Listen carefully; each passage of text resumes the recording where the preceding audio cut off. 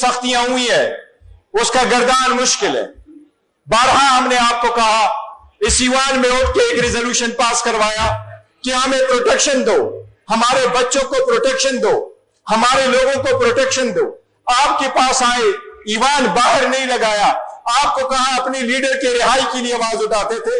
आज आते आते हम कहते हैं मेरे लीडर से हमारी मुलाकात कराओ। अब यहां से कहां तक हम जाए?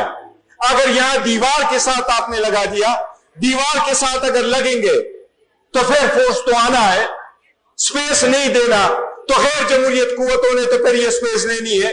आपने वक्त नहीं देना, सुनना नहीं है और उनकी नहीं करानी। और जिस तरीके से प्रेस कॉन्फ्रेंस के बाद जिस तरीके से गैर जिम्मेदाराना ऐसी की तैसी फेरनी है, सब ऐसे स्टेटमेंट आएंगी तो उसमें किसी एक के लिए कुछ नहीं बचेगा।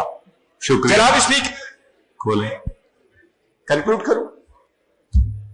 जनाब स्पीकर, मेरी रिक्वेस्ट होगी कि अचकज़ई साहब जरूर बोले, लेकिन जनाब स्पीकर जमहूरियत में लोग एक दूसरे को माइनस नहीं करते, इंक्लूजन से जमहूरियत चलती है।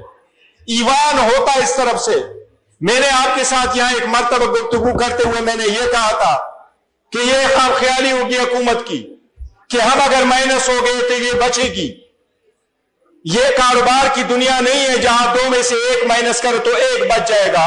ये सियासत है इस मुल्क की, इसमें से इसको माइनस करोगे तो ये भी नहीं बचेगा, कोई भी नहीं बचेगा। एक माइनस होगा तो एवरीवन माइनस हो जाएगा। जी ठीक है। जनाब स्पीकर, कौम बड़ी मुश्किल में है, वो उम्मीद के साथ हमारी तरफ देखते हैं। मई 2025 के बाद पाकिस्तान एक न्यू वर्ल्ड ऑर्डर में एंटर हुआ है, इसमें हमारी भी कंट्रीब्यूशन शामिल थी। हम यहां मौजूद थे, इकट्ठे कौम बन करके हम खड़े हुए और एक कौम बन करके हमने पाकिस्तान को बहुत बड़ी कामयाबी दी।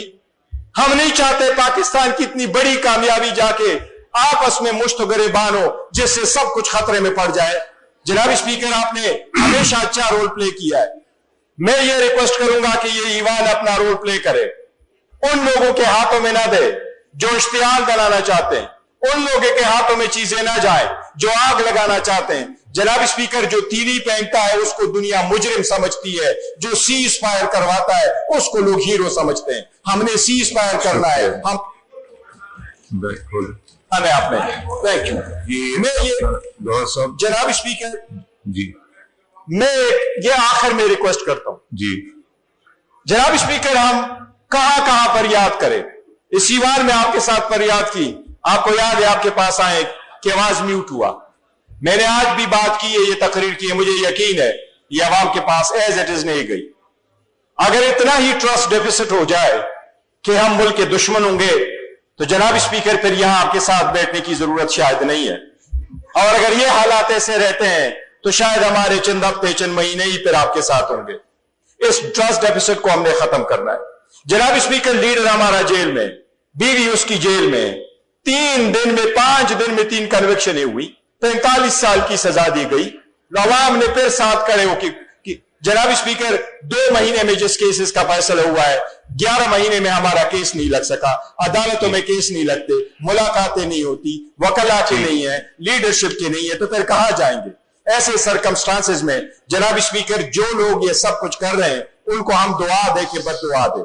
हम फिर भी कह रहे हैं कि मुल्क और जमहूरियत की खातिर हमने आगे चलना है और बढ़ना है। जनाब स्पीकर, ये वक्त है कि रिकॉग्नाइज करें हमारे इस फोर्स को। अगर आप इस फोर्स को नहीं रिकॉग्नाइज करते जो इस वक्त आपके सामने 3 करोड़ आवाम को कर रहे हैं, तो आप आग से खेलने वाली बात होगी। जनाब स्पीकर, ये मुल्क की बहुत बड़ी बदकिस्मती होगी अगर इतने बड़े बड़े फोर्स को आपने नजरअंदाज किया। एक आग लगती है लेकिन एक चिंगारी से लगती है। जनाब स्पीकर, ये वक्त है कि हम इस टेंशन को